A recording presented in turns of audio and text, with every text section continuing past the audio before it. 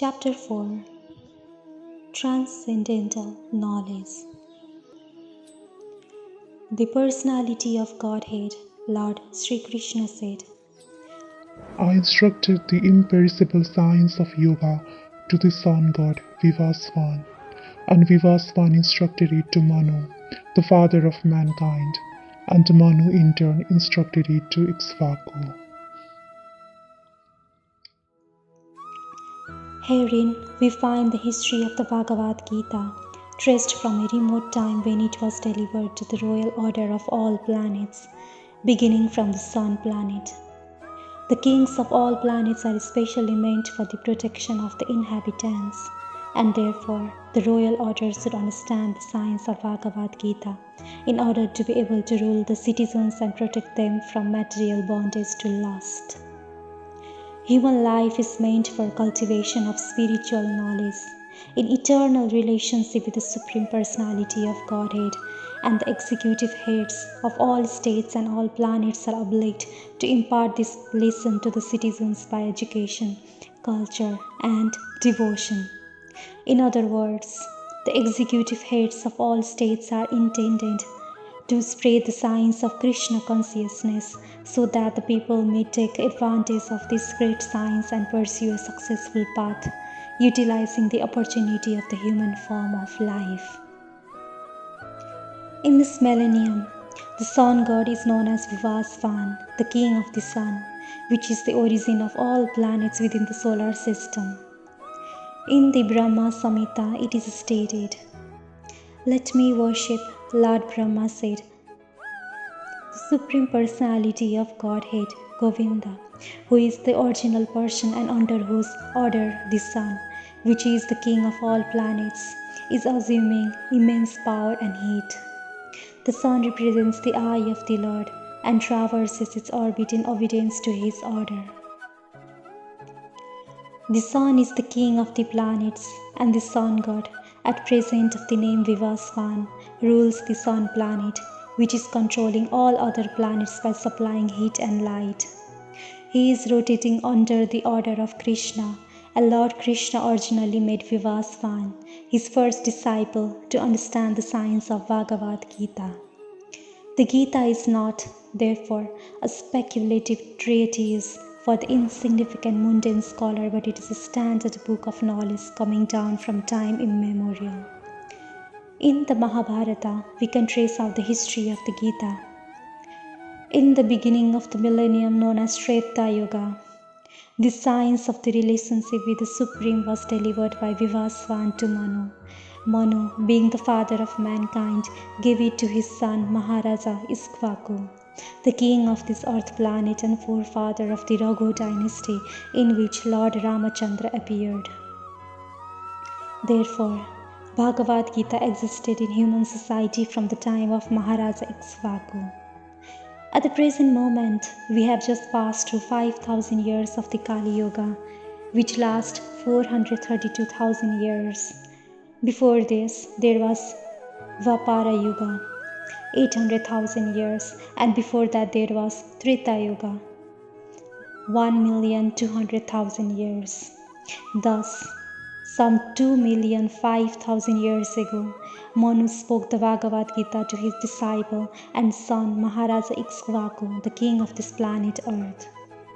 The age of the current Manu is calculated to last some 305,300,000 years, of which 120,400,000 have passed. Accepting that before the birth of Manu, the Gita was spoken by the Lord to his disciple, the sun god Vivasvan, a rough estimate is that the Gita was spoken at least 120,400,000 years ago, and in human society it has been extant for 2 million years. It was re-spoken by the Lord again to Arjuna about 5,000 years ago. This is the rough estimate of the history of the Gita according to the Gita itself and according to the version of the speaker, Lord Shree Krishna. It was spoken to the sun god Vivasvan because he is also a Kshatriya and is the father of all Kshatriyas who are descendant of the sun god or the Surya Vamsa Kshatriyas. because Bhagavad Gita is as good as the Vedas, being spoken by the Supreme Personality of Godhead. This knowledge is apaurushya, superhuman. Since the Vedic instructions are accepted as they are, without human interpretations, the Gita must therefore be accepted without mundane interpretation. The mundane wrangles may speculate on the Gita in their own ways, but that is not Bhagavad Gita as it is. Therefore, Bhagavad Gita has to be accepted as it is from the disciplic succession, and it is described herein that the Lord spoke to the Sun God. The Sun God spoke to his son Manu, and Manu spoke to his son Ikshvaku. This supreme science was thus received through the chain of disciplic succession, and the saintly kings understood it in that way. But in course of time, the succession was broken, and therefore the science as it is appears to be lost. It is clearly stated that the Gita was specially meant for the saintly kings because they were to execute its purpose in ruling over the citizens. Certainly, Bhagavad Gita was never meant for the demonic persons who would dissipate its value for no one's benefit and would devise all types of interpretation according to personal whims. As soon as the original purpose was scattered by the motives of the unscrupulous commentators, there arose the need to re-establish the disciplic succession. 5,000 years ago, it was detected by the Lord himself that the disciplic succession was broken, and therefore he declared that the purpose of the Gita appeared to be lost. In the same way, at the present moment also there are so many editions of the Gita, especially in the English, but almost all of them are not according to authorized disciplic succession. There are innumerable interpretations rendered by different mundane scholars, but almost all of them do not accept the Supreme Personality of Godhead Krishna, although they make a good business on the words of Shree Krishna. This spirit is demonic, because demons do not believe in God, but simply enjoy the property of the Supreme. Since there is a great need of the edition of the Gita in English, as it is received by the Parampara system, an attempt is made herewith to fulfill this great want. Bhagavad Gita, accepted as it is a great boon to humanity, but if it is accepted as a treatise of philosophical speculations, it is simply a waste of time. That very ancient science of the relationship with the Supreme is today told by me to you because you are my devotee as well as my friend and can therefore understand the transcendental mystery of this science. There are two classes of men, mainly the devotee and the demon. The Lord selected Arjuna as the recipient of this great science owing to his being a devotee of the Lord. But for the demon, it is not possible to understand this great mysterious science. There are a number of editions of this great book of knowledge. Some of them have commentaries by the devotees, and some of them have commentaries by the demons. Commentation by the devotees is real, whereas that of the demons is useless. Arjuna accepts Shree Krishna as the Supreme Personality of Godhead, and any commentary on the Gita following in the footsteps of Arjuna is real devotional service to the cause of this great science. The demonic, however, do not accept Lord Krishna as he is. Instead, they concoct something about Krishna and mislead general readers from the path of Krishna's constructions. Here is a warning about such misleading paths. One should try to follow the disciplic succession from Arjuna and thus be benefited by the great science of Srimad Bhagavad Gita. Arjuna said, "The sun god Vivasvan is senior by birth to you. How am I to understand that in the beginning you instructed this science to him?" Arjuna is an accepted devotee of the Lord, so how could he not believe Krishna's words? The fact is that Arjuna is not inquiring for himself, but for those who do not believe in the Supreme Personality of Godhead, or for the demons who do not like the idea that Krishna should be accepted as the Supreme Personality of Godhead. For them, only Arjuna inquires at this point. as if he were himself not aware of the personality of Godhead or Krishna. As it will be evident from the 10th chapter, Arjuna knew perfectly well that Krishna is the Supreme Personality of Godhead, the fountainhead of everything and the last word in transcendence. Of course, Krishna also appeared as the son of Devaki on this earth. How Krishna remained in the Supreme Personality of Godhead, the eternal original person, is very difficult for an ordinary man to understand. Therefore, to clarify this point, Arjuna put this question before Krishna so that he himself could speak authoritatively. That Krishna is the supreme authority is accepted by the whole world, not only at present but from the time immemorial, and the demons alone reject him. Anyway, since Krishna is the authority accepted by all, Arjuna put this question before him in order that Krishna would describe himself without being depicted by the demons, who always try to distort him in a way understandable to the demons and their followers. It is necessary that everyone, for his own interest, know the signs of Krishna. Therefore, when Krishna himself speaks about himself, it is auspicious for all the worlds.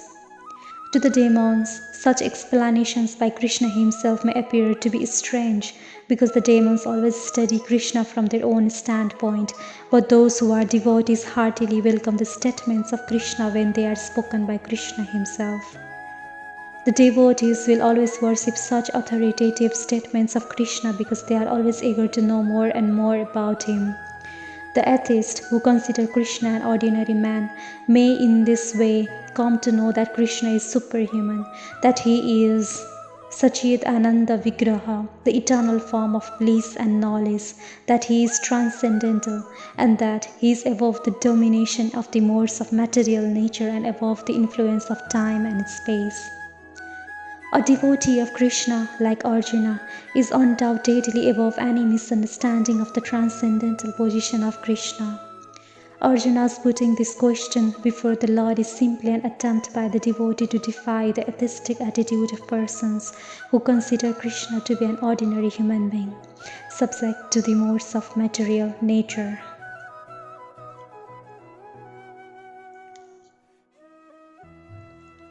The personality of Godhead said, Many, many births both you and I have passed. I can remember all of them, but you cannot, O subduer of the enemy. In the Brahma Samhita, we have information of many, many incarnations of the Lord. It is stated, I worship the Supreme Personality of Godhead, Govinda, who is the original person, absolute, infallible, without beginning. Although expanded into unlimited forms, he is still the same original, the oldest, and the person always appearing as a fresh youth. Such eternal, blissful, all-knowing forms of the Lord are usually understood by the best Vedic scholars, but they are always manifest to pure, unalloyed devotees. It is also stated in Brahma Samhita, I worship the Supreme Personality of Godhead, Govinda, who is always situated in various incarnations such as Ram, Nrisimha, and many sub-incarnations as well, but who is the original personality of Godhead known as Krishna, and who incarnates personally also. In the Vedas, it is stated that the Lord, although one without a second, manifests himself in innumerable forms. He is like the Vaidurya stone, which changes color yet still remains one. All those multiforms are understood by the pure, unalloyed devotees, but not by a simple study of the Vedas. Devotees like Arjuna are the constant companions of the Lord, and whenever the Lord incarnates, the associate devotees also incarnate in order to serve the Lord in different capacities. Arjuna is one of these devotees, and in this verse it is understood that some million of years ago, when Lord Krishna spoke the Bhagavad Gita to the sun god Vivasvan, Arjuna in a different capacity was also present. But the difference between the Lord and Arjuna is that the Lord remembered the incident whereas Arjuna could not remember. That is the difference between the part and parcel living entity and the Supreme Lord. Although Arjuna is addressed herein as the mighty hero, he could subdue the enemies. He is unable to recall what had happened in his various past births. Therefore, a living entity, however great he may be in the material estimation, can never equal the Supreme Lord. Anyone who is a constant companion of the Lord is certainly a liberated person, but he cannot be equal to the Lord. The Lord is described in the Brahma Samhita as infallible, which means that he never forgets himself, even though he is in material contact. Therefore, the Lord and the living entity can never be equal in all respects, even if the living entity is as liberated as Arjuna. Although Arjuna is a devotee of the Lord, he sometimes forgets the nature of the Lord. But by the divine grace, a devotee can at once understand the infallible condition of the Lord, whereas a non-devotee or a demon cannot understand this transcendental nature. Consequently, these descriptions in the Gita cannot be understood by the demonic brains. Krishna remembered acts which were performed by him millions of years before, but Arjuna could not, despite the fact that both Krishna and Arjuna are eternal in nature. We may also note herein that a living entity forgets everything due to his change of body, but the Lord remembers because he does not change his Ananda body. He is Advaita, which means there is no distinction between his body and himself. Everything in relation to him is spirit, whereas the conditioned soul is different from his material body. And because the Lord's body and self are identical, his position is always different from that of the ordinary living entity, even when he descends to the material platform. The demons cannot adjust themselves to this transcendental nature of the Lord, which the Lord himself explains in the following verse. Although I am unborn and my transcendental body never deteriorates, and although I am the Lord of all living entities, I still appear in every millennium in my original transcendental form. The Lord has spoken about the peculiarity of his birth.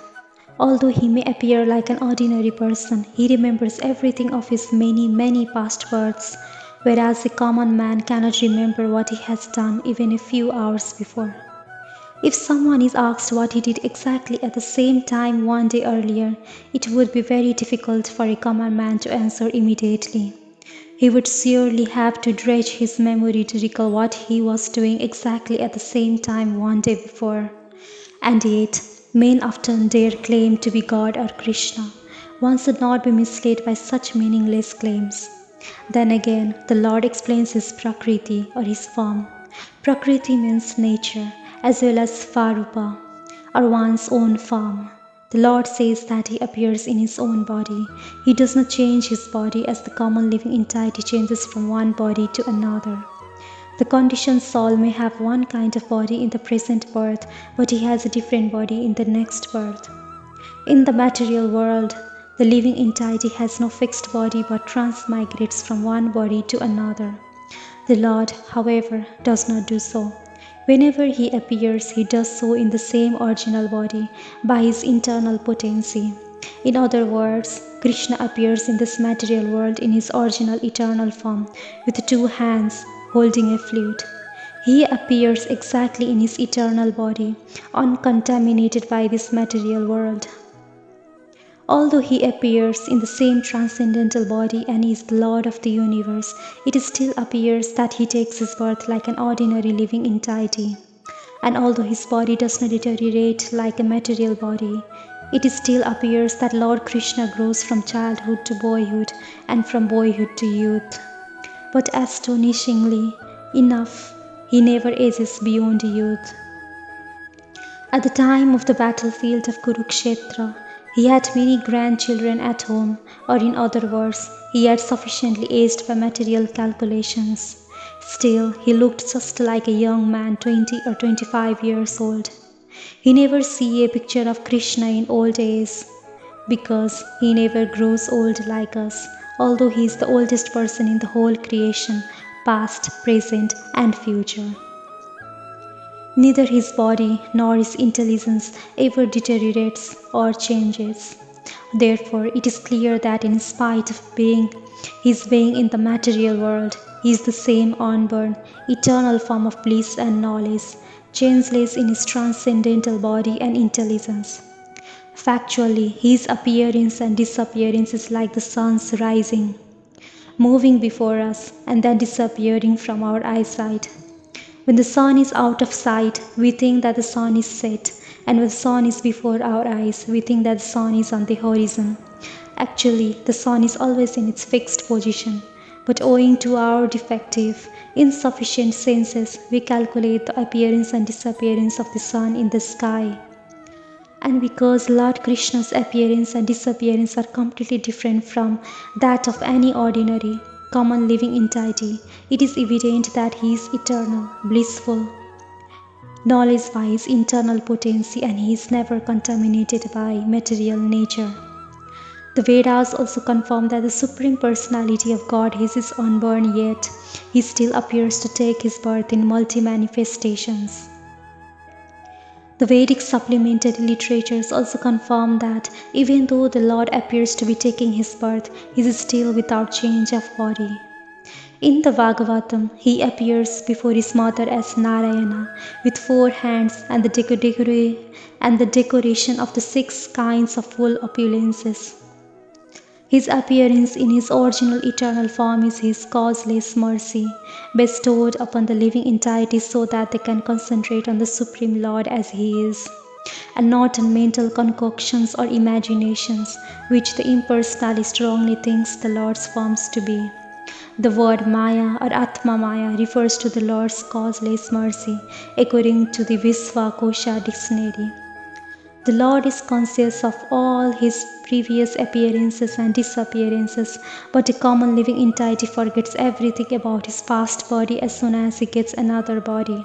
He is the Lord of all living entities because he performs wonderful and superhuman activities while he is on the earth.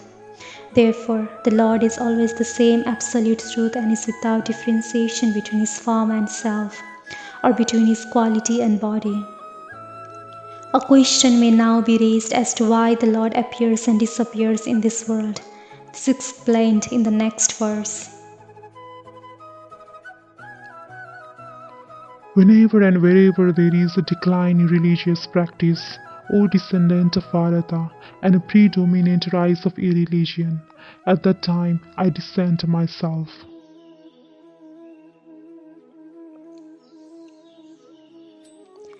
The word Srizami is significant herein.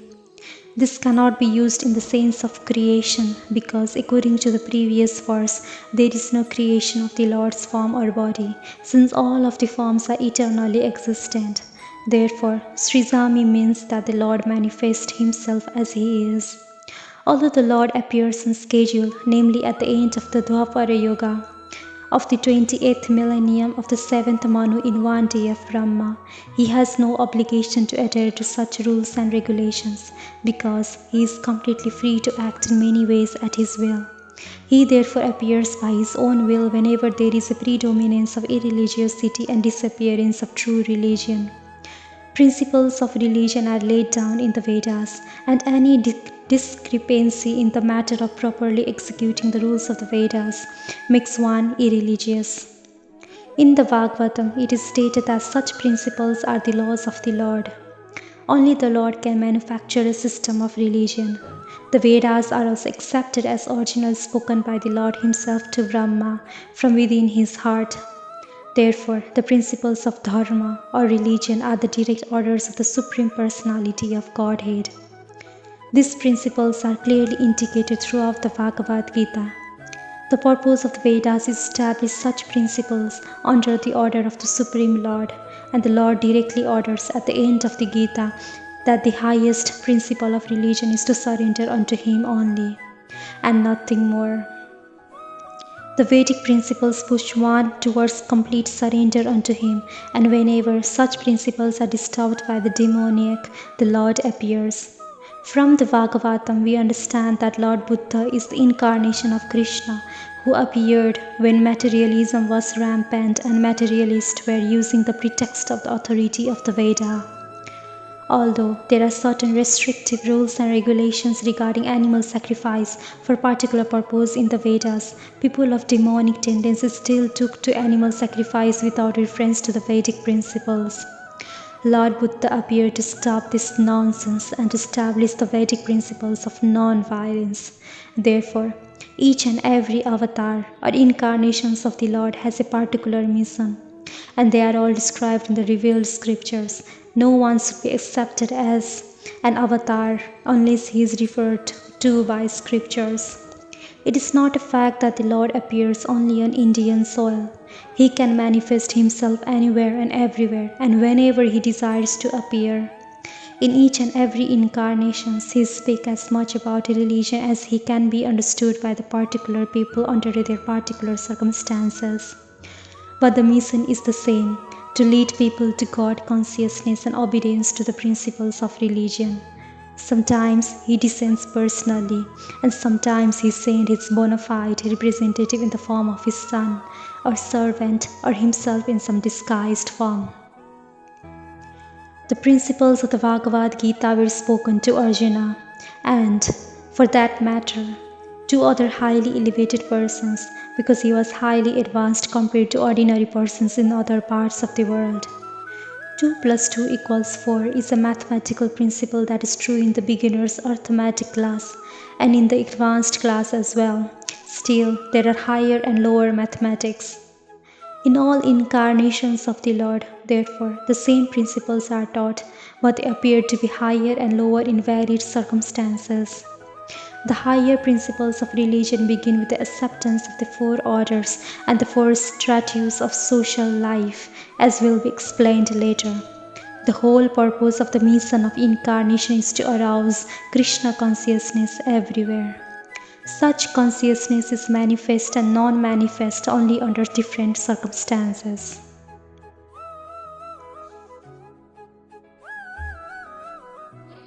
To deliver the pious and to annihilate the miscreants, as well as to re-establish the principles of religion, I myself appear millennium after millennium. According to Bhagavad Gita, a sadhu, holy man, is a man in Krishna consciousness. A person may appear to be irreligious, but if he has the qualifications of Krishna consciousness wholly and fully, he is to be understood to be a sadhu. And duskartum applies to those who do not care for Krishna consciousness. Such miscreants are described as foolish and the lowest of mankind, even though they may be decorated with mundane education, whereas a person who is 100% engaged in Krishna consciousness is accepted as a sadhu, even though such a person may be neither learned nor well cultured. As far as the atheistic are concerned, it is not necessary for the Supreme Lord to appear as he is to destroy them, as he did with the demons Ravana and Kamsa.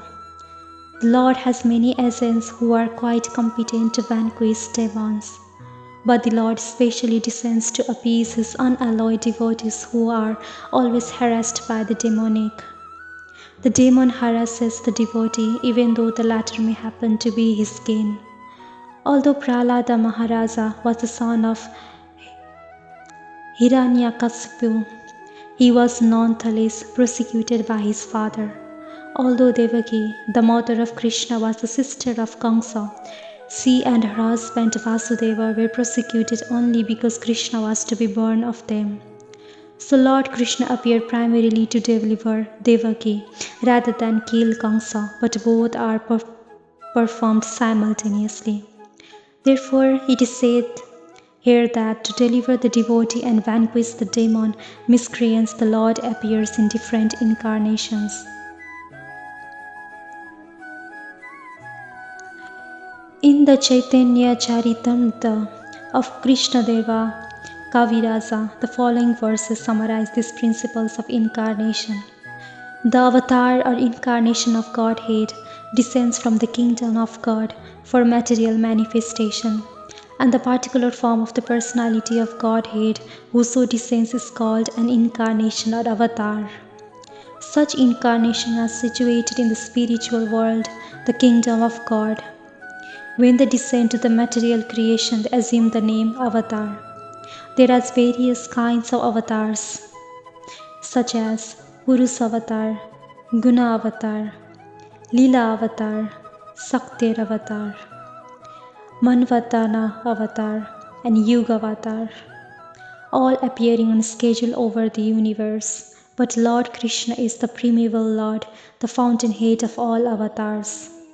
Lord Shree Krishna descends for the specific purpose of mitigating the anxieties of the pure devotees who are very anxious to see him in his original Varnavana pastimes. Therefore, the prime purpose of the Krishna avatar is to satisfy his unalloyed devotees. The Lord says that he incarnates himself in every millennium. This indicates that he incarnates also in the age of Kali, as stated in the Srimad Bhagavatam. The incarnations in the age of Kali is Lord Chaitanya Mahaprabhu, who spread the worship of Krishna by the Sankirtana movement and spread Krishna consciousness throughout India. He predicted that his culture of Sankirtana would be broadcast all over the world, from town to town and village to village. Lord Chaitanya, as the incarnation of Krishna, the personality of Godhead, is described secretly but not directly in the confidential parts of the revealed scriptures, such as Upanishad, Mahabharata, and Bhagavatam. The devotees of Lord Krishna are very much attracted by this Sankirtana movement of Lord Chaitanya. This avatar of the Lord does not kill the miscreants but delivers them by his causeless mercy. One who knows the transcendental nature of my appearance and activities does not, upon leaving the body, take his birth again in this material world, but attains my eternal abode, O Arjuna. The Lord's descent from his transcendental abode is already explained in the 6th verse. One who can understand the truth of the appearance of the personality of Godhead is already liberated from material bondage, and therefore he returns to the kingdom of God immediately after quitting this present material body. Such liberation of the living entity from material bondage is not at all easy. The impersonalities and the yogis attain liberation only after much trouble and many births. Even then, the liberation they achieve, merging into the impersonal Brahma Jyoti of the Lord, is only partial, and there is the risk of returning to this material world. But the devotee, simply by understanding the transcendental nature of the body and activities of the Lord, attains the abode of the Lord after ending this body and does not run the risk of returning to this material world. In the Brahma Samhita, it is stated that the Lord has many forms and incarnations. Although there are many transcendental forms of the Lord, they are still one and the same Supreme Personality of Godhead. One has to understand this fact with conviction, although it is incomprehensible to mundane scholars and empiric philosophers, as stated in the Vedic. The one Supreme Personality of Goddess is eternally engaged in many transcendental forms in relationship with his unalloyed devotees. This Vedic version is confirmed in this verse of the Gita personally by the Lord. He who accepts this truth on the strength of the authority of the Vedas and of the Supreme Personality of Godhead, and who does not waste time in philosophical speculations, attains the highest perfectional stage of liberation. Simply by accepting this truth on faith, one can, without a doubt, attain liberation. The Vedic version is actually applied in this case. Anyone who understands Lord Krishna to be the Supreme, or who says unto the Lord, "You are the same Supreme Brahman, the personality of Godhead," is certainly liberated instantly, and consequently his entrance into the transcendental association of the Lord is guaranteed. In other words, such a faithful devotee of the Lord attains perfection, and this is confirmed by the following Vedic assertions. One can attain the perfect stage of liberation from birth and death simply by knowing the Lord, the Supreme Personality of Godhead, and there is no other way to achieve this perfection. That there is no alternative means that anyone who does not understand Lord Krishna as the Supreme Personality of Godhead is surely in the mode of ignorance, and consequently he will not attain salvation simply, so to speak, by licking the outer surface of the bottle of honey or by interpreting the Bhagavad Gita according to mundane scholarship. Such empiric philosophers may assume very important roles in the material world, but they are not necessarily eligible for liberation. Such puffed up mundane scholars have to wait for the causeless mercy of the devotee of the Lord. One should therefore cultivate Krishna consciousness with faith and knowledge, and in this way attain perfection. Being freed from attachment, fear, and anger, being fully absorbed in me and taking refuge in me, many persons in the past became purified by knowledge of me, and thus they'll attain transcendental love for me. As described above, it is very difficult for a person who is too materially affected to understand the personal nature of the Supreme Absolute Truth.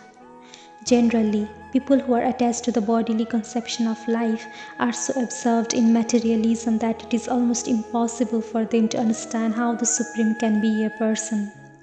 Such materialists cannot even imagine that there is a transcendental body which is imperishable, full of knowledge and eternally blissful. In the materialistic concept, the body is perishable, full of ignorance and completely miserable. Therefore, people in general keep the same bodily idea in mind when they are informed of the personal form of the Lord. For such materialistic men, the form of the gigantic material manifestation is supreme. Consequently, they consider the Supreme to be impersonal, and because they are too materially absorbed, the conception of retaining the personality after liberation from matter frightens them. When they are informed that spiritual life is also individual and personal, they become afraid of becoming persons again, and so they naturally prefer a kind of merging into the impersonal world. Generally, they compare the living entities to the bubbles of the ocean, which merge into the ocean. That is the highest perfection of spiritual existence, attainable without individual personality. This is a kind of fearful stage of life, devoid of perfect knowledge of spiritual existence. Furthermore, there are many persons who cannot understand spiritual existence at all. Being embarrassed by so many theories and by contradictions of various types of philosophical speculation, they become disgusted or angry and foolishly conclude that there is no supreme cause and that everything is ultimately void. Such people are in a diseased condition of life. Some people are too materially attached and therefore do not give attention to spiritual life. Some of them want to merge into the supreme spiritual cause, and some of them disbelieve in everything, being angry at all sorts of spiritual speculation out of hopelessness.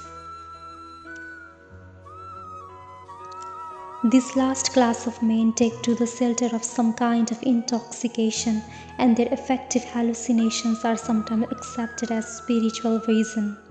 One has to get rid of all three stages of attachment to the material world: negligence of spiritual life, fear of a spiritual personal identity, and the conception of void that arises from frustration in life. To get free from these three stages of the material concept of life, one has to take complete shelter of the Lord, guided by the bona fide spiritual master, and follow the disciplines and regulative principles of devotional life. The last stage of the devotional life is called bhava, or transcendental love of Godhead. According to Bhakti Rasimrita Sindhu, the science of devotional service, in the beginning one must have a preliminary desire for self-realization. This will bring one to the stage of trying to associate with persons who are spiritually elevated. In the next stage, one becomes initiated by an elevated spiritual master, and under his instruction the neophyte devotee begins this process of devotional service. By execution of devotional service under the guidance of the spiritual master, one becomes free from all material attachment. attains steadiness in self-realization, and acquires a taste for hearing about the absolute personality of Godhead, Shree Krishna. This taste leads one further forward to attachment for Krishna consciousness, which is matured in bhava, or the preliminary stage of transcendental love of God. Real love for God is called prem, the highest perfectional stage of life. In the prema stage, there is constant engagement in the transcendental loving service of the Lord. So, by the slow process of devotional service under the guidance of the bona fide spiritual master, one can attain the highest stage, being freed from all material attachment, from the fearfulness of one's individual spiritual personalities, and from the frustration that results in void philosophy. Then one can ultimately attain to the abode of the Supreme Lord. As all surrender unto me, I reward them accordingly. Everyone follows my path in all respects, O son of Partha. Everyone is searching for Krishna in the different aspects of his manifestation.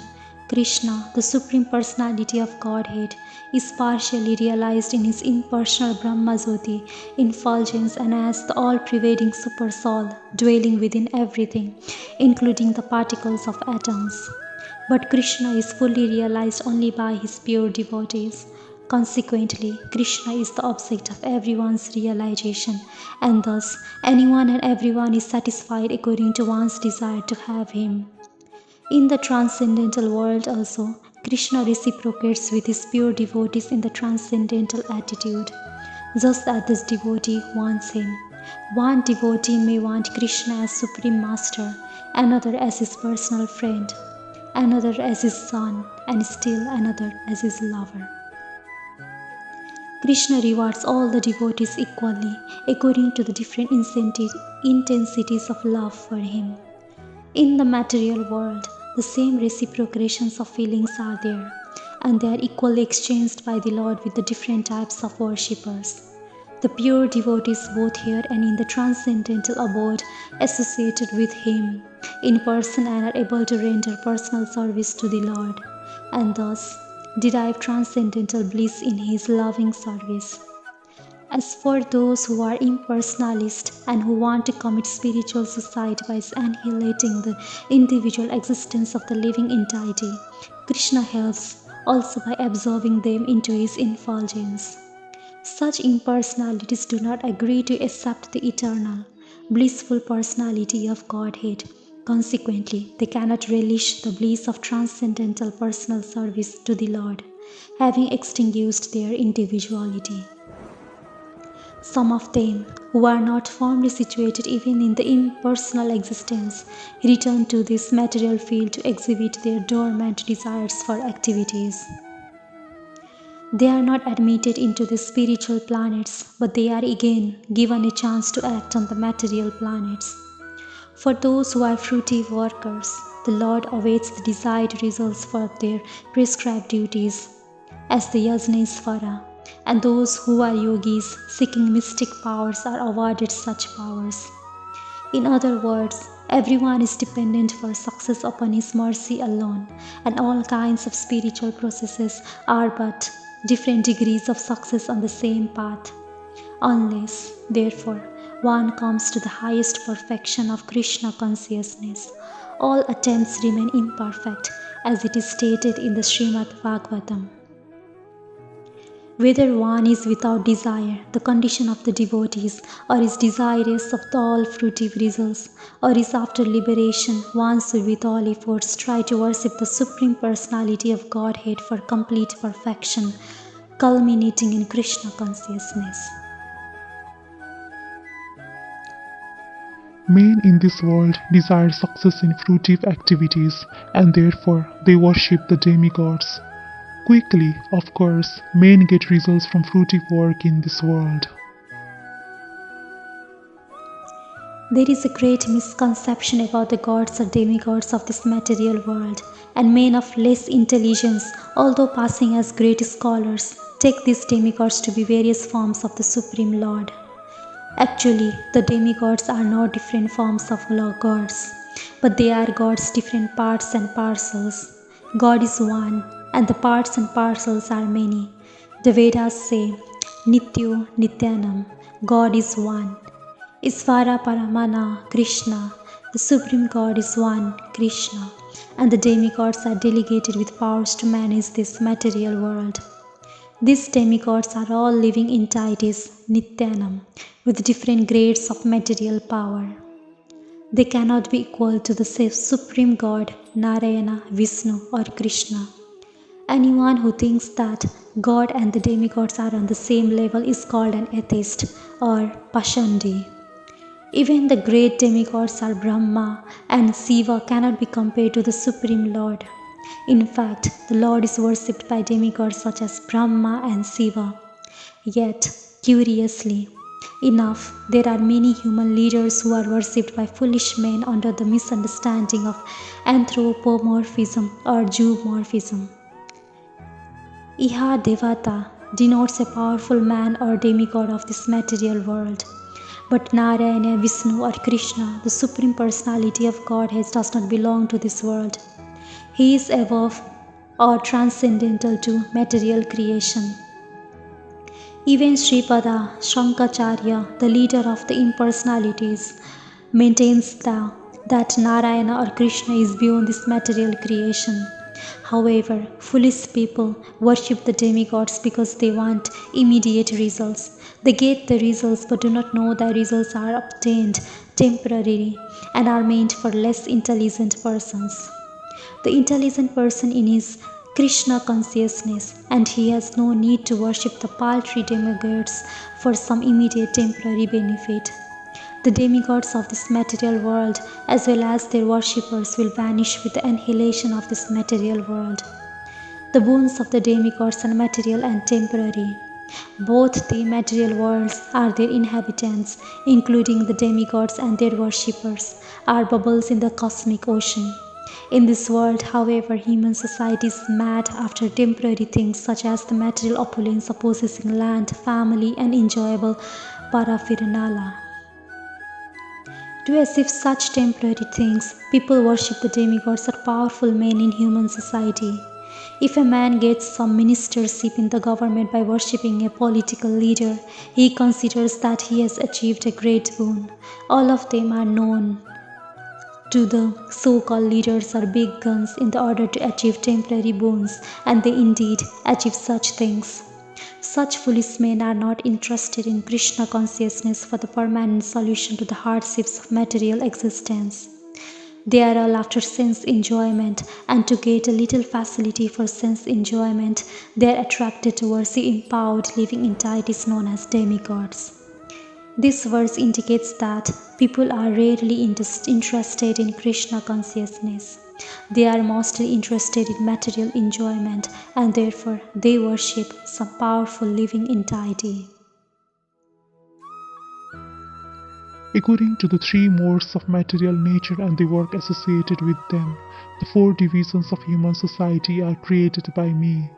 And although I am the creator of this system, you should know that I am yet the non-doer, being unchangeable.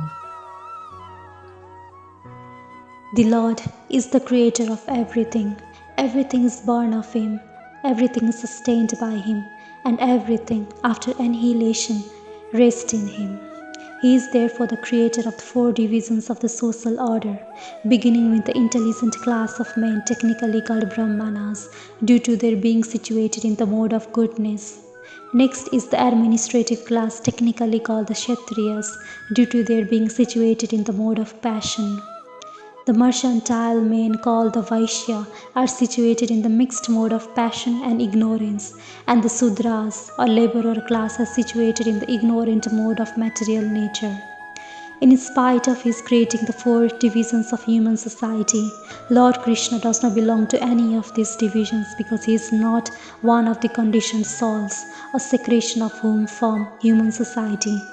Human society is similar to any other animal society, but to elevate men from the animal status, the above-mentioned divisions are created by the Lord for the systematic development of Krishna consciousness. The tendency of a particular man towards work is determined by the modes of material nature which he has acquired.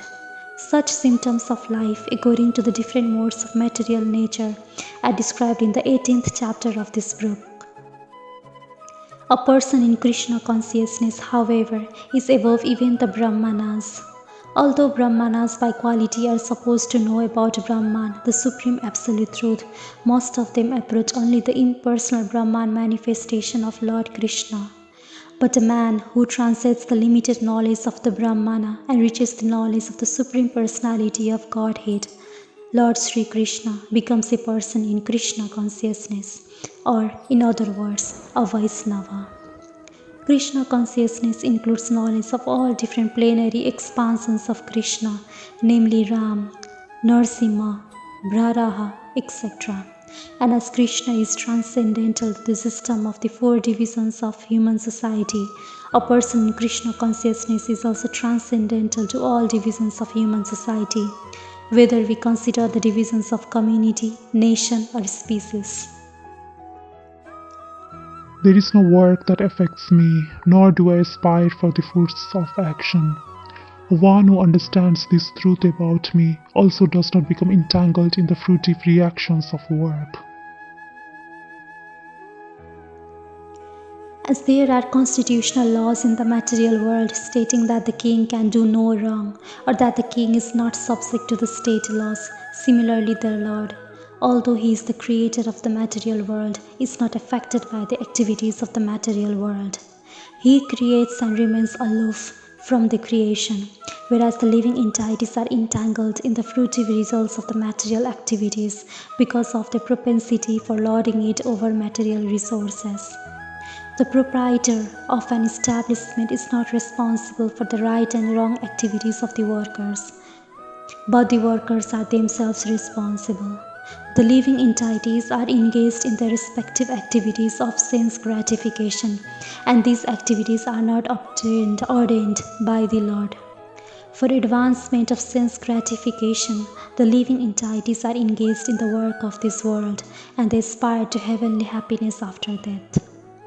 The Lord, being full in himself, has no attraction for so-called heavenly happiness. The heavenly demigods are only his engaged servants.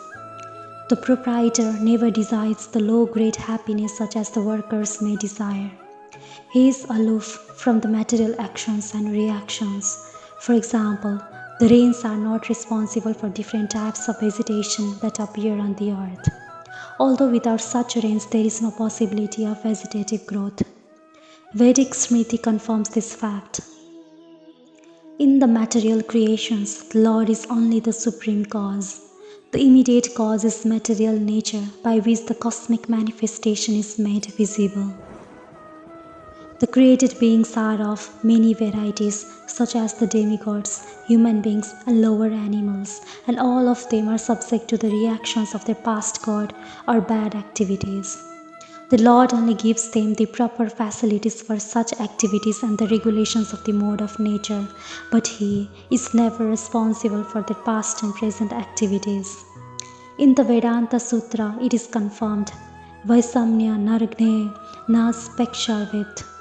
The Lord is never partial to any living entity. The living entity is responsible for his own acts. The Lord only gives him facilities, although the agency of material nature, the external energy. Anyone who is fully conversant with all the intricacies of this law of karma or fruitive activities does not become affected by the results of his activities. In other words, the person who understands this transcendental nature of the Lord is an experienced man in Krishna consciousness, and thus he is never subjected to the laws of karma. One who does not know the transcendental nature of the Lord and who thinks that the activities of the Lord are aimed at fruitive results, as are the activities of the ordinary living entities, certainly becomes entangled himself in fruitive reactions. But one who knows the supreme truth is a liberated soul fixed in Krishna consciousness.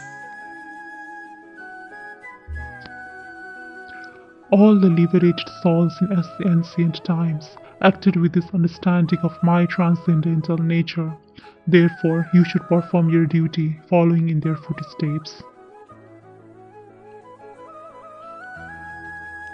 There are two classes of men. Some of them are full of polluted material things within their hearts, and some of them are materially free.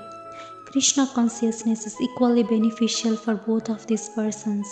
Those who are full of dirty things can take to the line of Krishna consciousness for a gradual cleansing process, following the regulative principles of devotional service.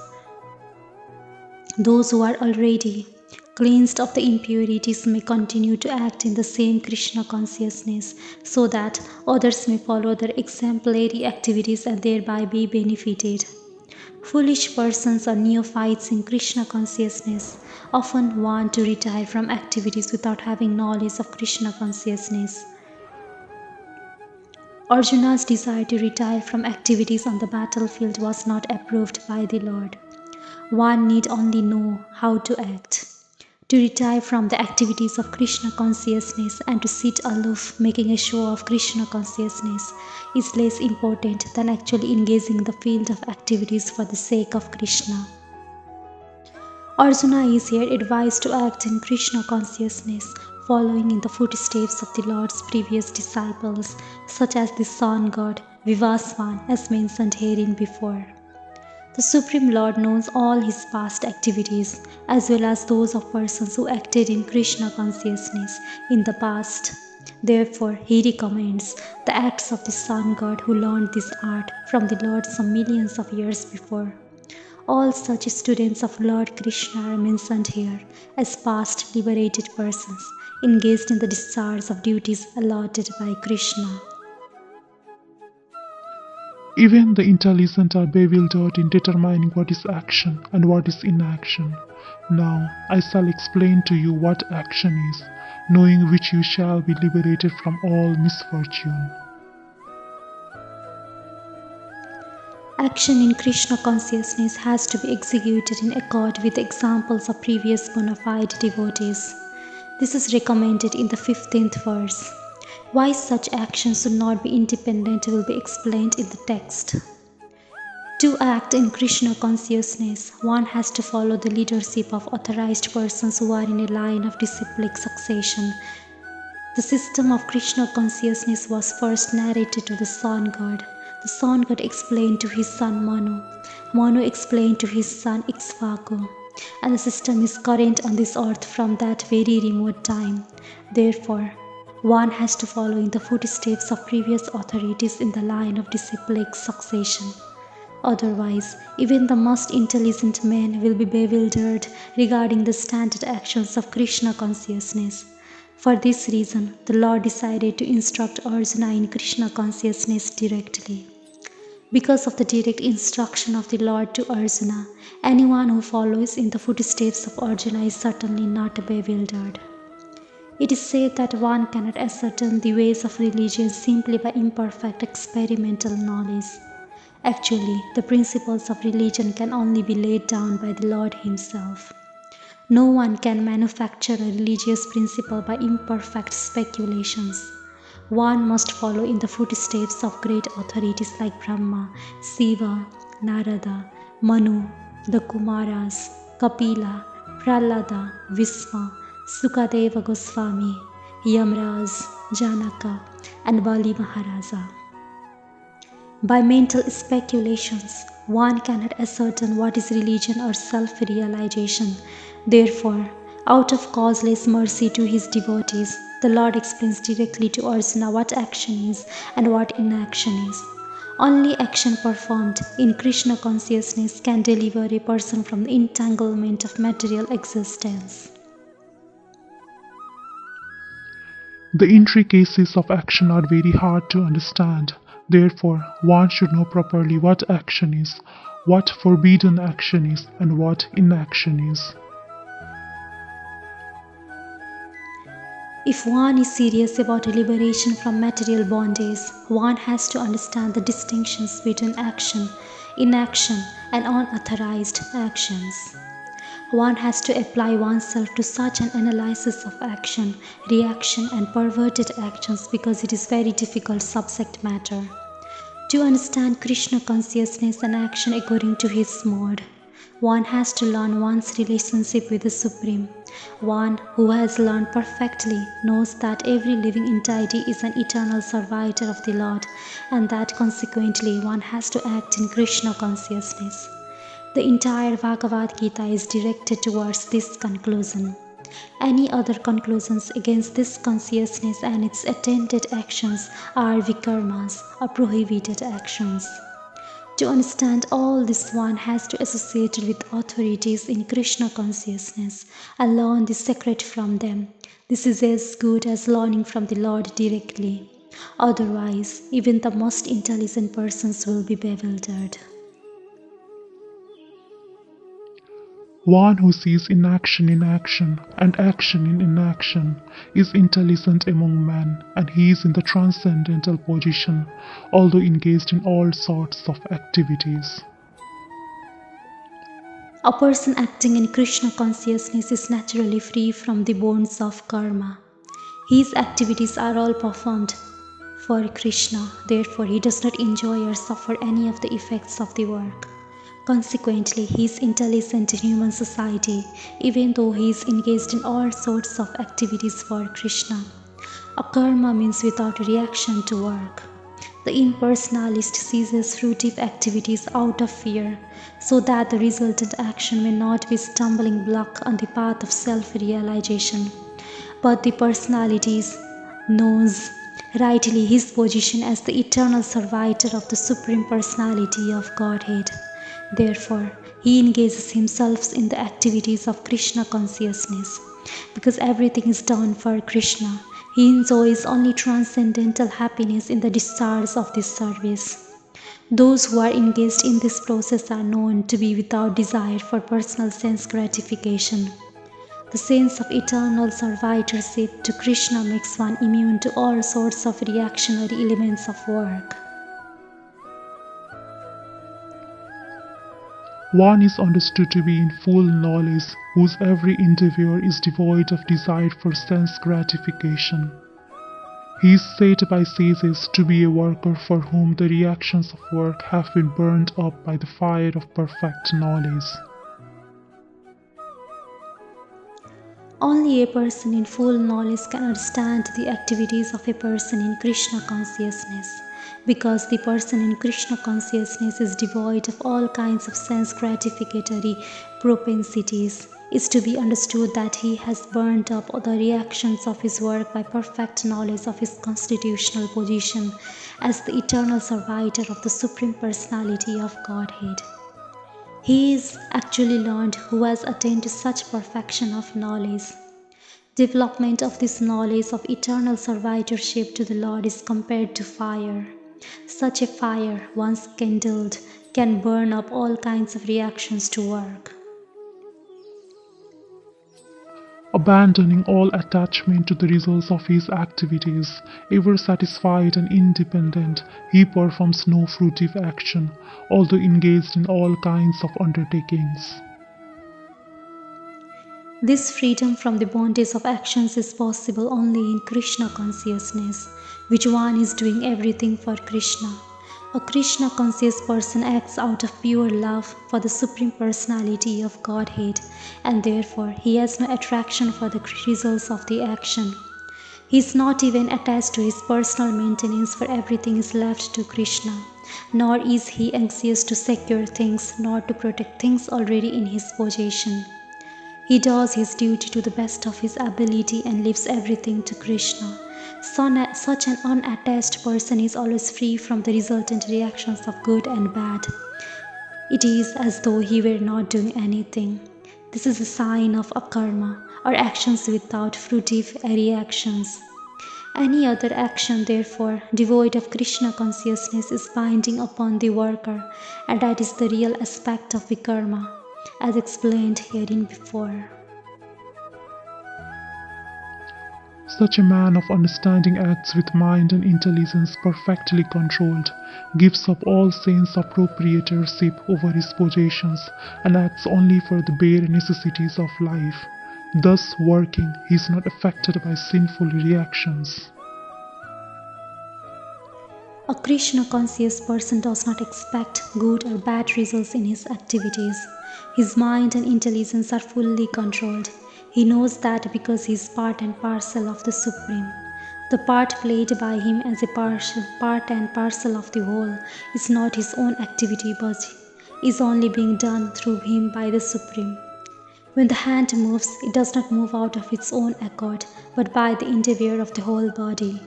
A Krishna conscious person is always devoted with the supreme desire, for he has no desire for personal sense gratification. He moves exactly like a part of a machine.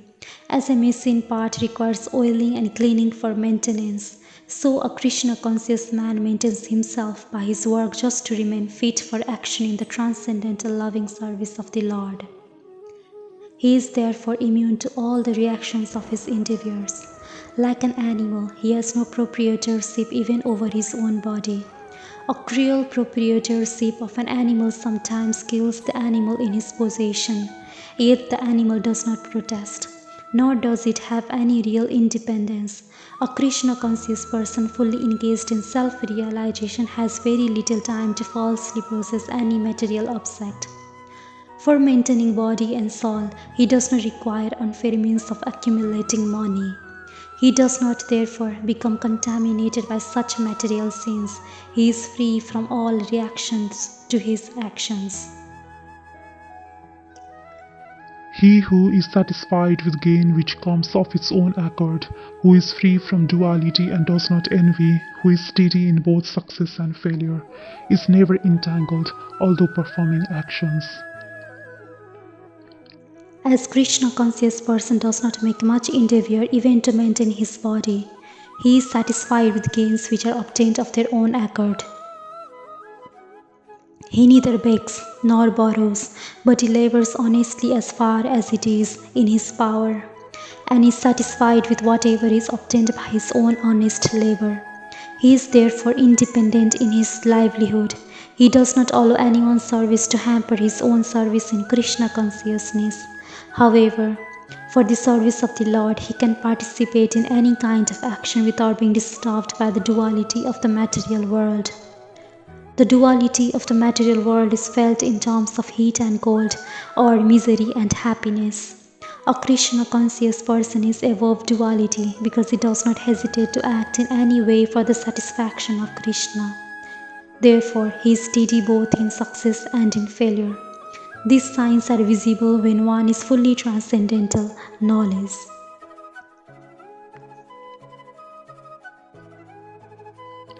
The work of a man who is unattached to the modes of material nature and who is fully situated in transcendental knowledge merges entirely into transcendence.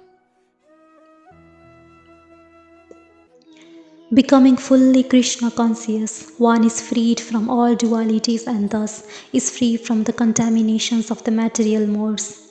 He can become liberated because he knows his constitutional positions in relationship with Krishna, and thus his mind cannot be drawn from Krishna consciousness. Consequently, whatever he does for Krishna, who is the primeval Vishnu. Therefore, all his works are technically sacrifices because sacrifice aims at satisfying the Supreme Personal, Vishnu and Krishna. The resultant reactions to all such work certainly merge into transcendence, and one does not suffer material effects.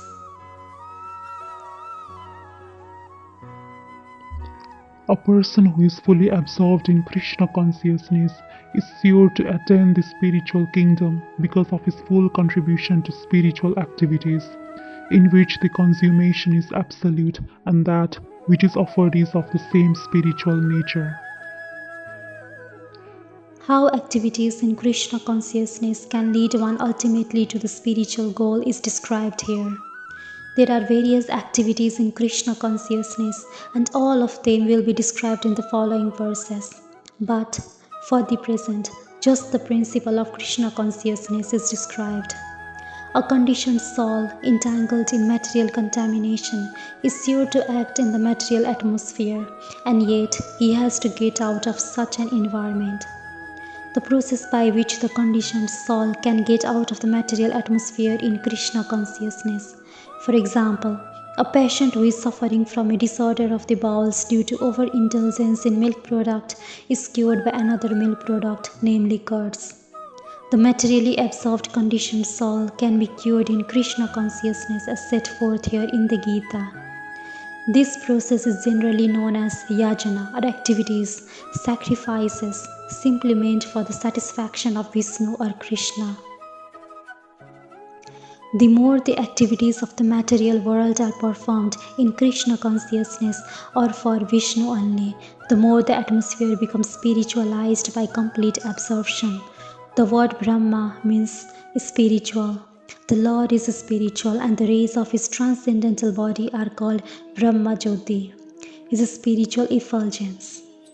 Everything that exists is situated in that Brahma Jyoti, but when the Jyoti is covered by illusion, Maya, or sense gratification, it is called material.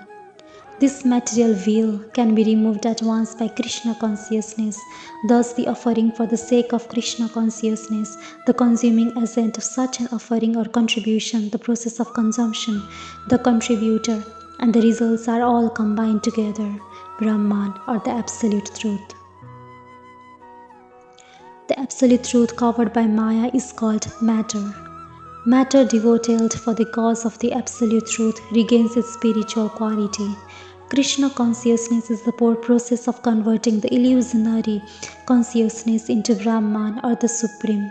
When the mind is fully absorbed in Krishna consciousness, it is said to be in samadhi or trance. Anything done in such transcendental consciousness is called yajna or sacrifice for the Absolute.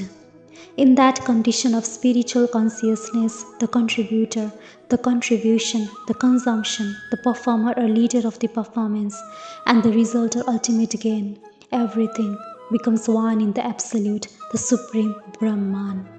That is the method of Krishna consciousness. Some yogis perfectly worship the demigods by offering different sacrifices to them, and some of them offer sacrifices in the fire of the Supreme Brahman.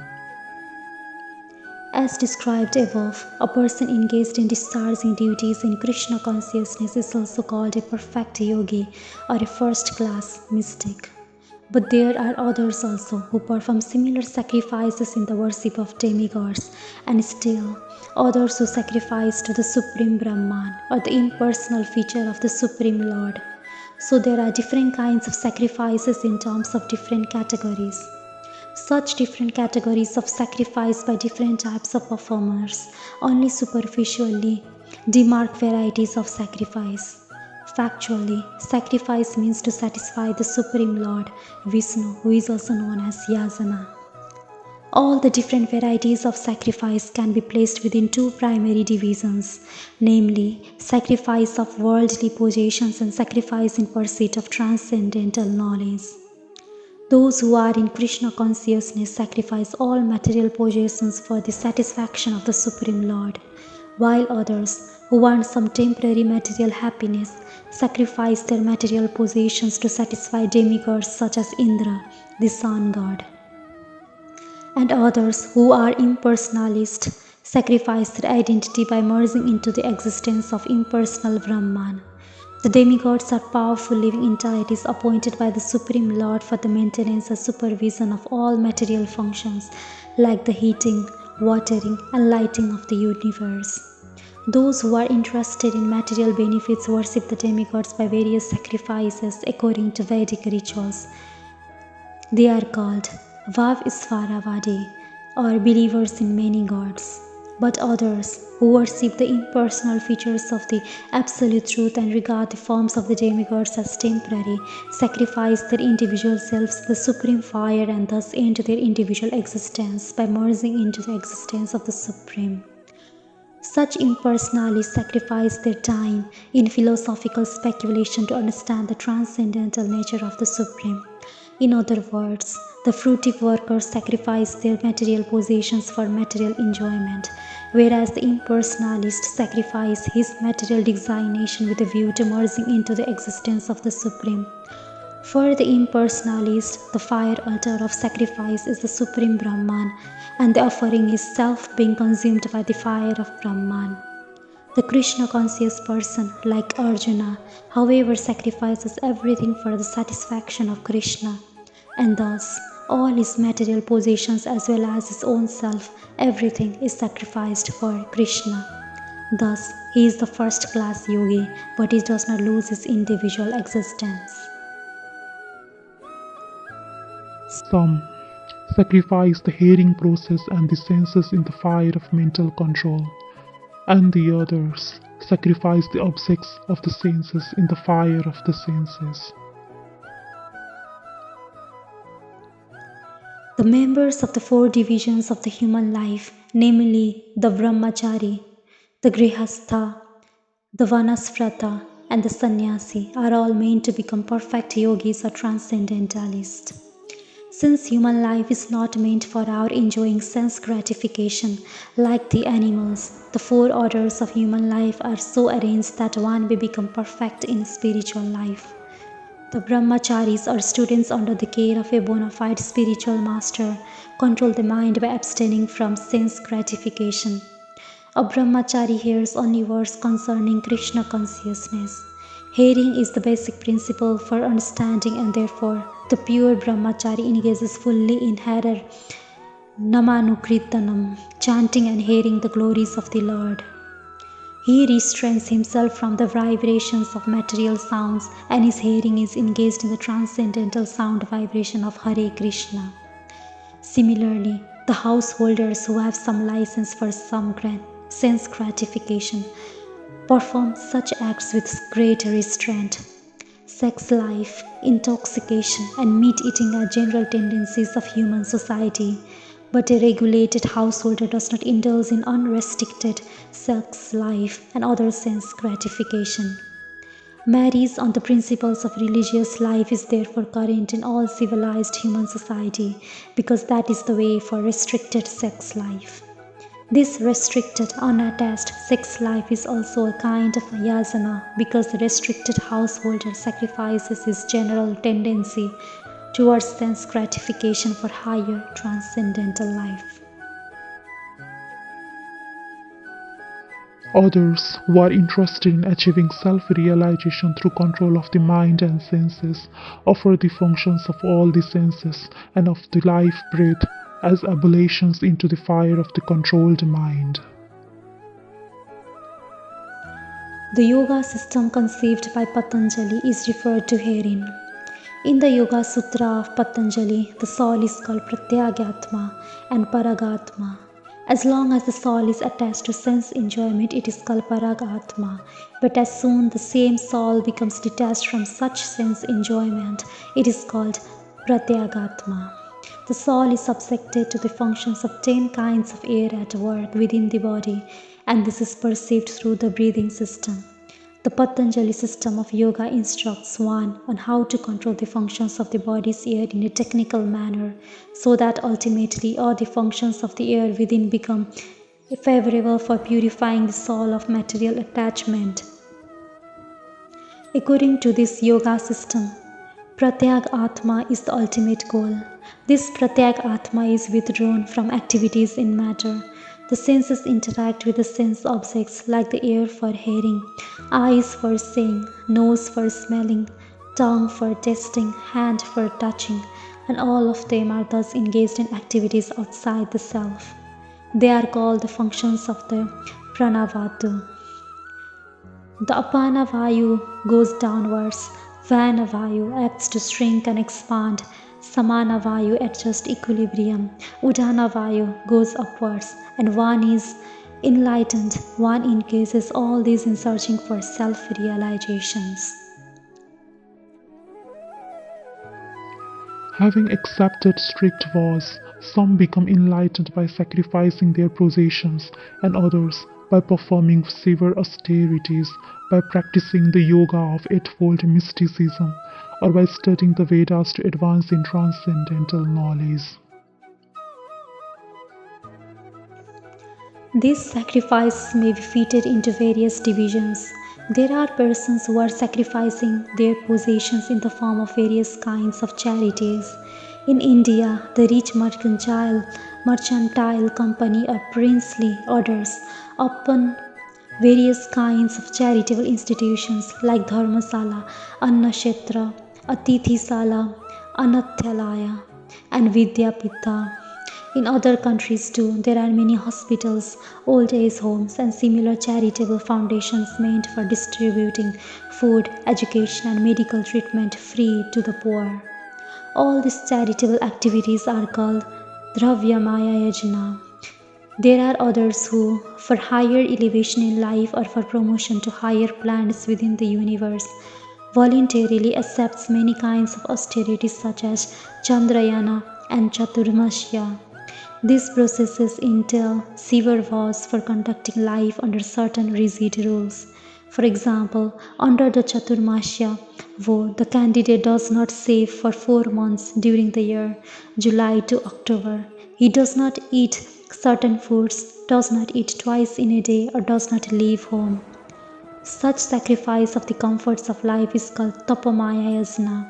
There are still others who engage themselves in different kinds of mystic yogas like the Patanjali system, or Hatha Yoga, or Astanga Yoga.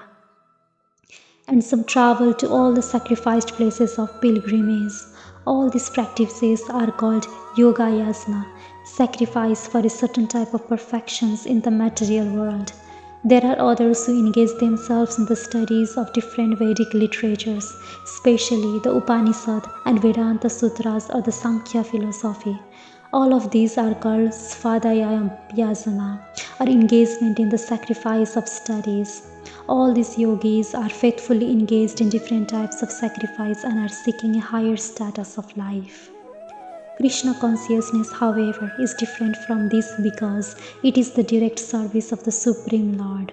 Krishna consciousness cannot be attained by any one of the above mentioned type of sacrifice, but can be attained only by the mercy of the Lord and his bona fide devotees. Therefore, Krishna consciousness is transcendental.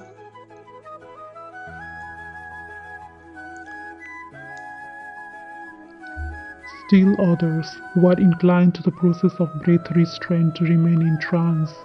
Practice by offering the movement of the outgoing breath into the incoming, and incoming breath into the outgoing, and thus at last remain in trance, stopping all breathing. Others, curtailing the eating process, offer the outgoing breath into itself as a sacrifice. The system of yoga for controlling the breathing process is called pranayama, and in the beginning it is practiced in the hatha yoga system through different sitting postures. All of these processes are recommended for controlling the senses and for advancement in spiritual realization. The practice involves controlling the ayars within the body as to reverse the directions of their passage.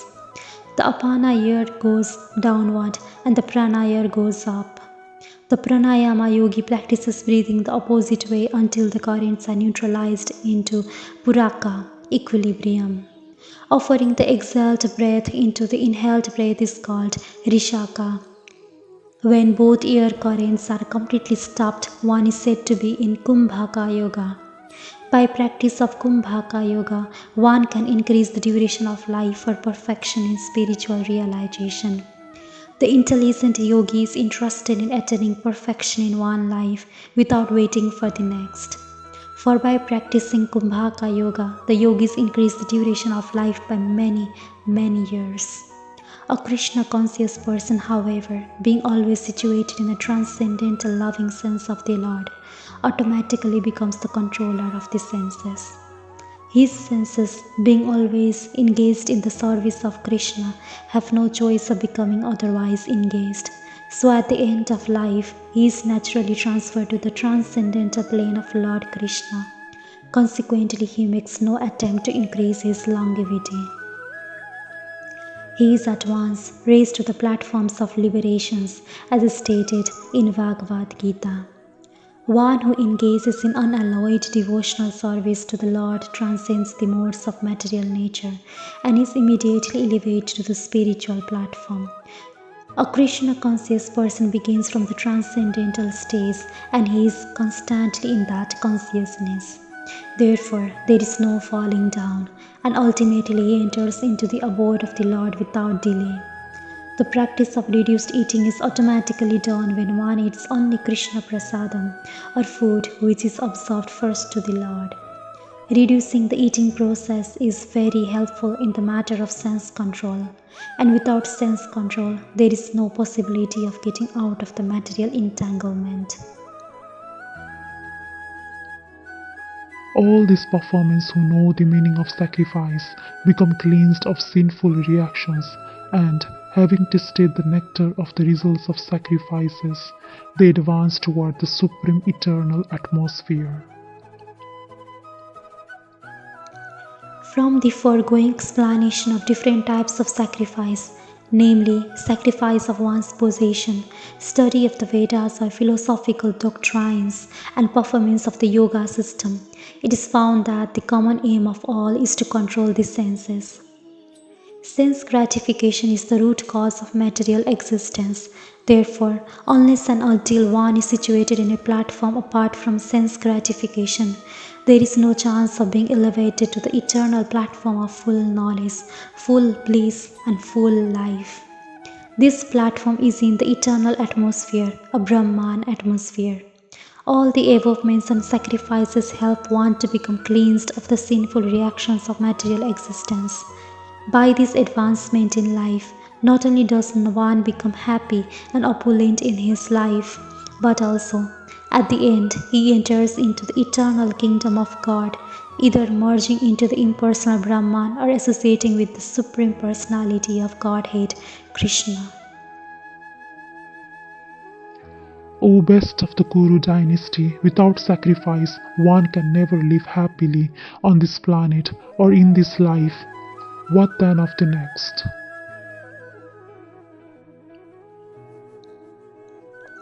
Whatever form of material existence one is in, one is invariably ignorant of this real situation. In other words, existence in the material world is due to the multiple reactions to our sinful lives. Ignorance is the cause of sinful life, and sinful life is the cause of one's dragging on in material existence. The human form of life is the only loophole by which one may get out of this entanglement. The Vedas, therefore, give us a chance for escape by pointing out the path of religion, economic comfort, regulated sense gratification, and, at last, the means to get out of the miserable condition entirely. The path of religion, or the different kinds of sacrifice recommended above, automatically solves our economic problems.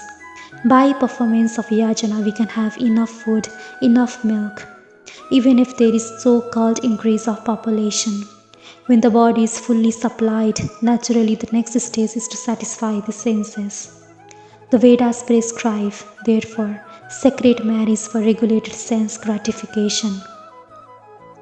Thereby, one is gradually elevated to the platform of release from material bondage, and the highest perception of liberated life is to associate with the Supreme Lord.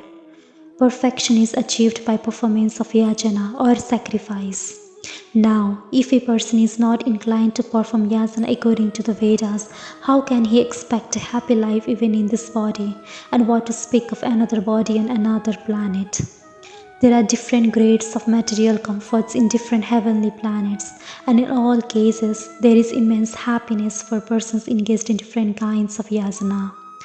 But the highest kind of happiness that a man can achieve is to be promoted to the spiritual planets by practice of Krishna consciousness. A life of Krishna consciousness is therefore the solution to all the problems of material existence. All these different types of sacrifice are approved by the Vedas, and all of them are born of different types of work. Knowing them as such, you will become liberated. Different types of sacrifice, as discussed above, are mentioned in the Vedas to suit the different types of worker. Because men are so deeply absorbed in the bodily concept, these sacrifices are so arranged that one can work either with the body, with the mind, or with the intelligence, but all of them are recommended for ultimately bringing about liberation from the body. This is confirmed by the Lord Herewith from his own mouth. O chastiser of the enemy, the sacrifice performed in knowledge is better than the mere sacrifice of material possessions. After all, O son of Partha, all sacrifices of work culminate in transcendental knowledge. The purpose of all sacrifices is to arrive at the status of complete knowledge, then to gain release from material miseries, and ultimately to engage in loving transcendental service to the Supreme Lord. Nonetheless, there is a mystery about all those different activities of sacrifice, and one should know this mystery. Sacrifices sometimes take different forms according to the particular faith of the performer. When one's faith reaches the stage of transcendental knowledge, the performer of sacrifices should be considered more advanced than those who simply sacrifice material possessions without such knowledge. For without attainment of knowledge, sacrifices remain on the material platform and below no spiritual benefit. Real knowledge culminates in Krishna consciousness, the highest stage of transcendental knowledge. Without the elevation of knowledge, sacrifices are simply material activities. When, however, they are elevated to the level of transcendental knowledge, all such activities enter onto the spiritual platform. Depending on differences in consciousness, sacrificial activities are sometimes called karma kanda, fruitive activities, and sometimes jnana kanda, some knowledge in the pursuit of truth. It is better when the end is knowledge. Just try to learn the truth by approaching a spiritual master. Inquire from him submissively and render service unto him. The self-realized souls can impart knowledge unto you because they have seen the truth. The path of spiritual realization is undoubtedly difficult. The Lord therefore advises us to approach a bona fide spiritual master in the line of disciplic succession from the Lord Himself. No one can be a bona fide spiritual master without following this principle of disciplic succession. The Lord is the original spiritual master, and a person in the disciplic succession can convey the message of the Lord as it is to his disciple. No one can be spiritually realized by manufacturing his own process, as is the fashion of the foolish pretenders. The Bhagavatam says, Dharvamatu Sakshat Bhagavat Pranitam. The path of religion is directly enunciated by the Lord. Therefore, mental speculation or dry arguments cannot help lead one to the right path. Nor by independent study of books of knowledge can one progress in spiritual life. One has to approach a bona fide spiritual master to receive the knowledge. Such a spiritual master should be accepted in full surrender, and one should serve the spiritual master like a mental servant without false prestige.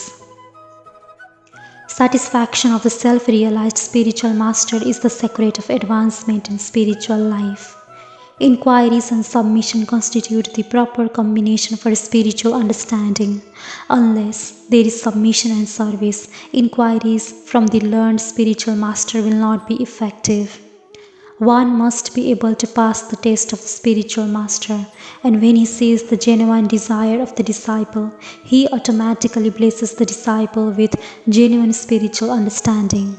In this verse, both blind following and absurd inquirers are condemned. Not only should one hear submissively from the spiritual master, but one must also get a clear understanding from him in submission and service and inquiries. A bona fide spiritual master is by nature very kind towards the disciple. Therefore, when the student is submissive and is always ready to render service, the reciprocation of knowledge and inquiries becomes perfect. Having obtained real knowledge from a self-realized soul, you will never fall again into such illusion, for by this knowledge you will see that all living beings are but part of the Supreme, or in other words, that they are mine. The result of receiving knowledge from a self-realized soul, or one who knows things as they are, is learning that all living beings are parts and parcels of the Supreme Personality of Godhead, Lord Shree Krishna. Sense of an existence separate from Krishna is called Maya. Something that we have nothing to do with Krishna, that Krishna is only a great historical personality and that the Absolute is the impersonal Brahman. Factually, as it is stated in the Bhagavad Gita, this impersonal Brahman is the personal effulgence of the Krishna. Krishna as the Supreme Personality of Godhead is the cause of everything. In the Brahma Samhita, it is clearly stated that Krishna is the Supreme Personality of Godhead, the cause of all causes. Even the millions of incarnations are only his different expansions. Similarly, the living entities are also expansions of Krishna. The Mayavadi philosophers wrongly think that Krishna loses his own separate existence in his many expansions. This thought is material in nature. We experience in the material world that a thing, when fragmentally distributed, loses its own original identity. But the Mayavadi philosophers fail to understand that absolute means that 1 plus 1 is equal to 1, and that 1 minus 1 is also equal to 1. This is the case in the absolute world. For want of sufficient knowledge in the absolute science, we are now covered with illusion, and therefore we think that we are separate from Krishna. Although we are separated parts of Krishna, we are nevertheless not different from him. The bodily difference of the living entities is Maya or not actual fact. We are all meant to satisfy Krishna. By Maya alone, Arjuna thought that the temporary bodily relationship with his kinsman was more important than his eternal spiritual relationship with Krishna. The whole reaching of the Gita is targeted towards this end, that a living being, as Krishna's eternal servitor, cannot be separated from Krishna, and his sense of being an identity apart from Krishna is called Maya. The living entities as separate parts and parcels of the Supreme have a purpose to fulfill. Having forgotten that purpose since time immemorial, they are situated in different bodies as men, animals, demigods, etc. Such bodily differences arise from forgetfulness of the transcendental service of the Lord. But when one is engaged in transcendental service through Krishna consciousness, one becomes at once liberated from this illusion. One can acquire such pure knowledge only from the bona fide spiritual master, and thereby avoid the delusion that the living entity is equal to Krishna. Perfect knowledge is that the Supreme Soul, Krishna, is the supreme shelter for all living entities, and giving up such shelter, the living entities are deluded by the material energy, imagining themselves to have a separate identity. Thus, under different standards of material identity, they become forgetful of Krishna. When, however, such deluded living entities become situated in Krishna consciousness, it is to be understood that they are on the path of liberation as confirmed in the Bhagavatam. Liberation means to be situated in one's constitutional position as an eternal servitor of Krishna.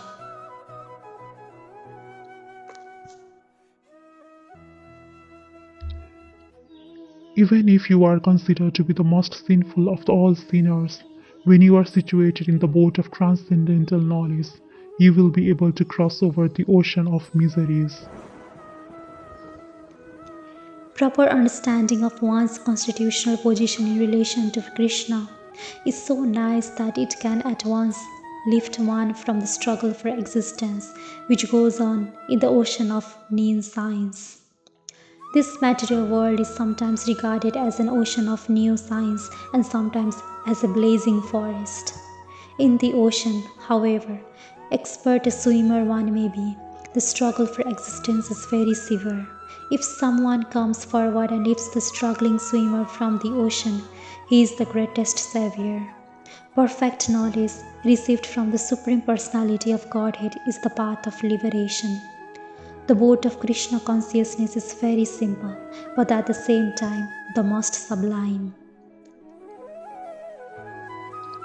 As a blazing fire turns firewood to ashes, O Arjuna, so does the fire of knowledge burn to ashes all reactions to material activities. Perfect knowledge of self and super self and of the relationship is compared herein to fire. This fire not only burns up all reactions to impose activities, but also all reactions to pious activities, turning them to ashes. There are many stages of reaction: reaction in the making, reaction fructifying, reactions already achieved, and reactions a priori. But knowledge of the constitutional position of the living entity burns everything to ashes. When one is in complete knowledge, all reactions, both a priori and a posteriori, are consumed. In the Vedas, it is stated, one overcomes both the pious and impious reactions of work.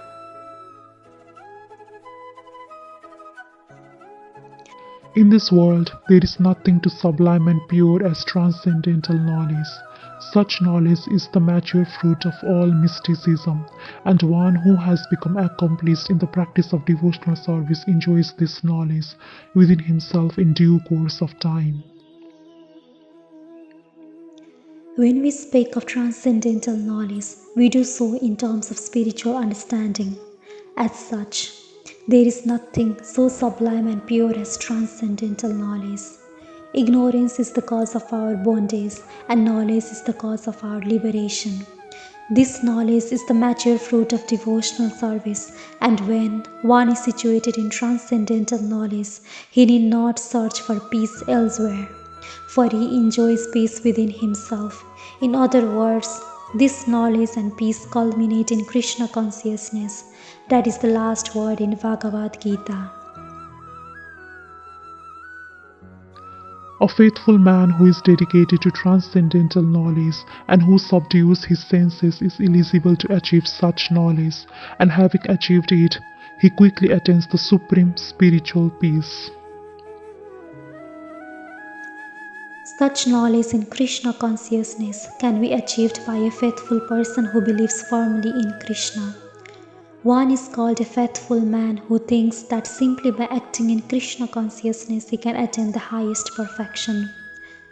This faith is attained by the discharge of devotional service and by chanting Hare Krishna, Krishna Krishna, Hare Hare, Hare Rama, Rama Rama, Hare Hare, which cleanses one's heart of all material dirt. Over and above this, one should control the senses. A person who is faithful to Krishna and who controls the senses can easily attain perfection in the knowledge of Krishna consciousness without delay.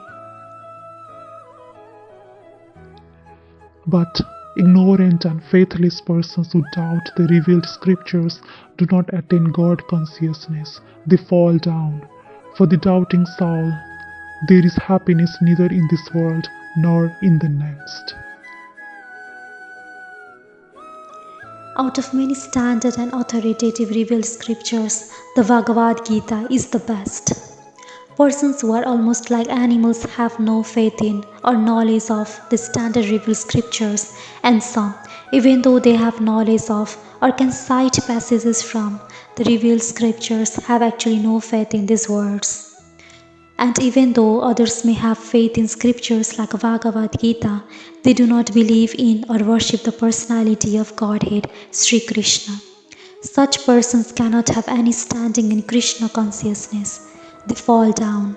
Out of all the above mentioned persons, those who have no faith and are always doubtful make no progress at all. Men without faith in God and His revealed word find no good in this world, nor in the next. For them, there is no happiness whatsoever. One should therefore follow the principles of revealed scriptures with faith and thereby be raised to the platform of knowledge. Only this knowledge will help one become promoted to the transcendental platform of spiritual understanding. In other words, doubtful persons have no status whatsoever in spiritual emancipation.